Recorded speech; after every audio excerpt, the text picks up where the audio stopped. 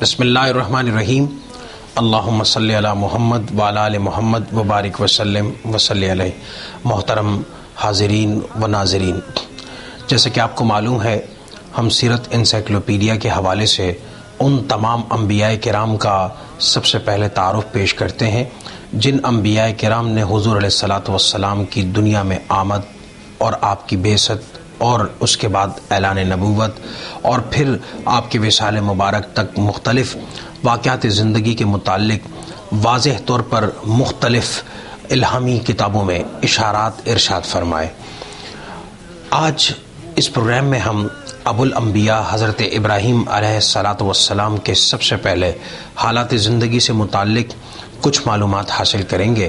اور انشاءاللہ تعالی حضرت ابراہیم علیہ السلام کے تعارف کے بعد ہم آپ کی ان پیشن گوئیوں کا ذکر کریں گے جو مختلف آسمانی صحف اور کتب کے اندر موجود ہیں اور جس میں آپ نے حضور ختمی مرتبت صلی اللہ علیہ وسلم کی آمد کی نوید اور بشارت عطا فرمائی تھی. حضرت ابراہیم علیہ الصلاۃ والسلام کا سلسلہ نسب حضرت نوح علیہ الصلاۃ والسلام سے ملتا ہے اور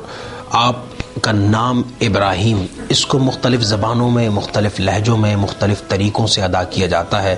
اسے ابراہیم بھی کہتے ہیں،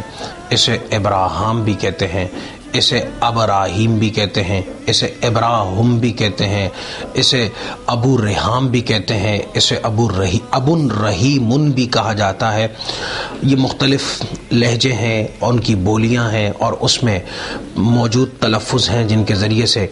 حضرت ابراہیم علیہ الصلاۃ والسلام کا نام نامی اس میں گرامی لیا جاتا ہے. اور کیونکہ آپ ابو الانبیاء ہیں اور آپ ابو الانبیاء ہونے کے ساتھ ساتھ انسانوں میں سے ایک بہت بڑے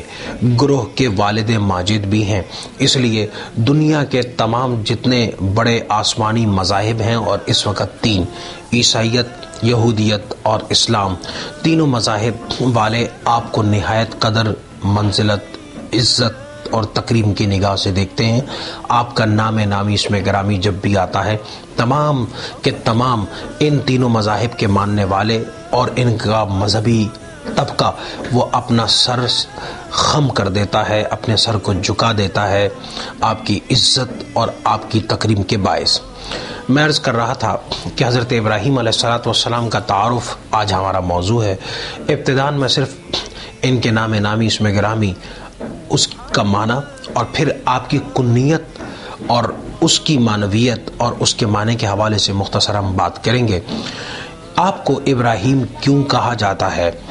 ابراہیم کا مطلب کیا ہے؟ تو ابراہم جو آپ کی اصل مادری زبان میں آپ کا اسم گرامی ہے، اس کا مطلب یہ ہے کہ با برکت اور نہایت رفت اور قدر و منزلت والے والد. اور اگر آپ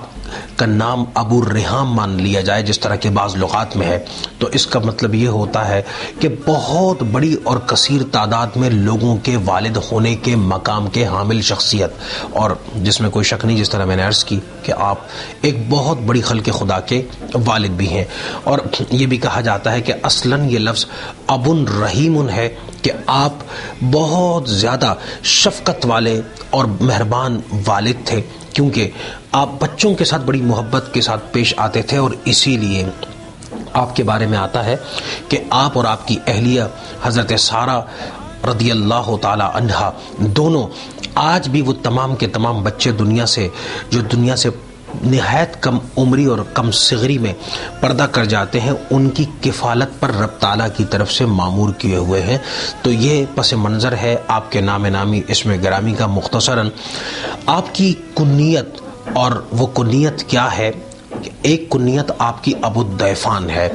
اس ابو الضیفان کا مطلب یہ ہے کہ آپ نہایت مہمان نواز تھے. یعنی مہمان نوازی کا عالم یہ تھا کہ آپ کے گھر میں آپ نے 4 دروازے چھوڑے ہوئے تھے، اور اس لیے کہ صحرا میں سے گزرنے والا کوئی بھی شخص وہ کبھی ایسا نہ ہو کہ دیوار کو دیکھ کر کے گھر کے برابر سے گزر جائے،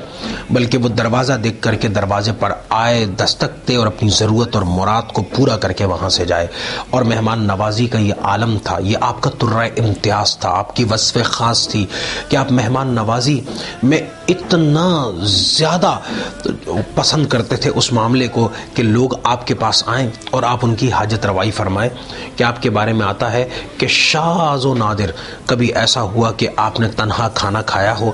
کھانا تیار ہو جاتا تو آپ کسی مہمان کی تلاش میں باہر نکل جاتے، میلوں کی مسافت طے کرتے، اور جب کوئی آپ کے ہاتھ آ جاتا تو آپ اس کو لا کر کے اپنے دسترخوان پر اپنے ساتھ بٹھا کر کے کھانا کھلا دیتے۔ ورنہ اکثر ایسا ہوتا کہ اگر کوئی مہمان نہیں مل سکا تو اس دن پھر آپ روزہ رکھ لیا کرتے، کھانا تنہا نہیں تناول فرماتے۔ اور اسی لیے ایک مرتبہ ایسا ہوا کہ ایک نہایت ضعیف شخص جس کی عمر 70 سال کے آس پاس تھی، اس کو آپ ہاتھ سے پکڑ کر کے اپنے دسترخوان پر لے آئے۔ جب گفتگو کرنے لگا تو اس نے گفتگو اس طور پر کی کہ آپ پر اس کا مشرک العقیدہ ہونا واضح ہوا۔ چنانچہ آپ نے اس سے کہا کہ اے اللہ کے بندے، تو رب تعالیٰ کے ساتھ اوروں کو شریک ٹھہراتا ہے، یہ بھی کوئی عقل مندی کی بات ہے؟ کیا ہی بہتر ہو کہ اگر تو ایک رب وحدہ لا شریک پر ایمان لے آئے۔ وہ شخص بگڑ گیا، ناراض ہو گیا، کہنے لگا اے ابراہیم، تو سمجھتا ہے کہ میں چند لقموں کی خاطر اپنے آباء و اجداد کے عقیدے کو ترک کر دوں گا، اور صرف تیرے کھانے کی وجہ سے میں اپنے سابقہ عقیدے سے توبہ طائب ہو جاؤں گا؟ وہ ناراض ہو کر کے اٹھ کر کے روانہ ہو گیا۔ اس کی روانگی کی دیر تھی کہ اللہ کی طرف سے آپ پر وحی کی گئی کہ اے ابراہیم، آپ ہمارے محبوب ہیں، لیکن یہ شخص باوجود اس کے کہ وہ ہمارے ساتھ شریک ٹھہراتا ہے، ہم گزشتہ 70 برس سے اس کی کفالت کر رہے ہیں، اس کو رزق دے رہے ہیں، اس کی ضروریات کو پورا کر رہے ہیں، تو انہیں ایک دن کے کھانے پر اس سے اس بات کا تقاضا کر لیا کہ وہ اپنے آباء و اجداد کے دین کو چھوڑ دے۔ ہم نے تو کبھی اس سے اس کی یہ طلب نہیں کی تھی کہ وہ پہلے موحد بنے، مجھ پر ایمان لائے، اور اس کے بعد میں اس کو رزق دوں، تو میں نے تو کبھی ایسا نہیں کیا، آپ کو یہ نہیں کرنا چاہیے تھا۔ چنانچہ حضرت ابراہیم علیہ السلام نے جیسے ہی اس وحی کو وصول فرمایا، آپ فوراً اس شخص کے پیچھے دوڑ پڑے، دیکھا دور جا رہا ہے، ہاتھ سے جا کر کے قریب پکڑ لیا اور کہا کہ میرے ساتھ واپس چلے۔ اس نے ہاتھ چھڑا کر کے کہا اے اللہ کے بندے، آپ نے اپنے کھانے کو عقیدے کے ساتھ مشروط کر دیا کہ عقیدے کی تبدیلی ہوگی تو آپ کھانا دیں گے۔ کہا کہ نہیں، مجھ پر اللہ تعالیٰ نے یہ وحی فرمائی ہے کہ میں اپنے اس بندے کو عقیدے کی تبدیلی کے بغیر، اس کے طلب کیے جانے کے بغیر 70 برس سے کھانا اور رزق اس کو دے رہا ہوں، کھلا رہا ہوں۔ چنانچہ آپ کو بھی اس سے عقیدے کی تبدیلی کا مطالبہ نہیں کرنا چاہیے تھا۔ وہ شخص آپ سے پوچھتا ہے کہ واقعتاً ایسا ہے کہ رب تعالیٰ نے میرے بارے میں یہ ارشاد فرمایا؟ آپ جواب دیتے ہیں ہاں، مجھ پر یہی پیغام اور یہی وحی اتری ہے۔ چنانچہ وہ شخص کہنے لگتا ہے کہ ایسا کریم مالک جو مجھ پر باوجود میری بدعقیدی کے وہ کرم نوازی فرمانے والا ہے، میں کسی بھی حال میں اس کے در اور دروازے کو ترک نہیں کر سکتا۔ چنانچہ وہ آپ کا کلمہ پڑھتا ہے، مسلمان ہو جاتا ہے،